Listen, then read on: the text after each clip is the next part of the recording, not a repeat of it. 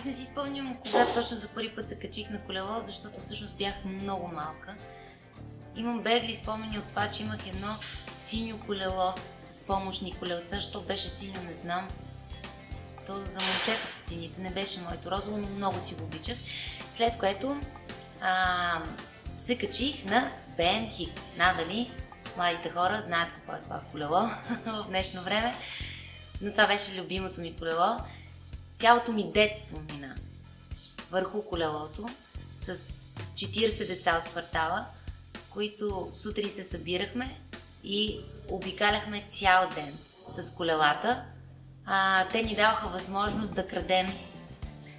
Сега малко неудобно да го кажа, но да, даваха ни възможност да крадем от дворовете домати, краставици, магданоси, въобще кой каквото е засадил, и с тях бързо можехме да избягаме от бабите, които се опитваха да ни бият с метлата.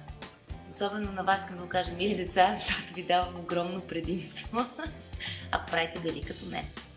Смятам, че човек трябва да кара колело, защото това е здраве. Първо, по този начин не замърсяваш въздуха, второ, спортуваш, трето, това наистина е свобода. Просто взимаш колелото и отиваш там, където искаш. Отиваш сред природа, отиваш на пазар, отиваш да си вземеш детето от детската градина и го качваш отзад.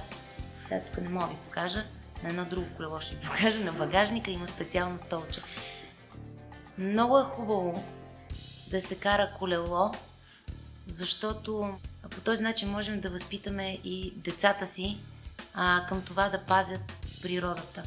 Аз смятам, че това е нещо много важно. Аз карам колело, последвай ме и ще бъдеш свободен. Ето за това столче ви говорех. Много удобно. Качваш детето, отиваш до детската градина, не се чудиш къде да паркираш 6 часа, след което свършваш работа в центъра на София, пак не се чудиш къде да паркираш, прибираш се, взимаш детето от детска градина, качваш го тук и всичко е наред.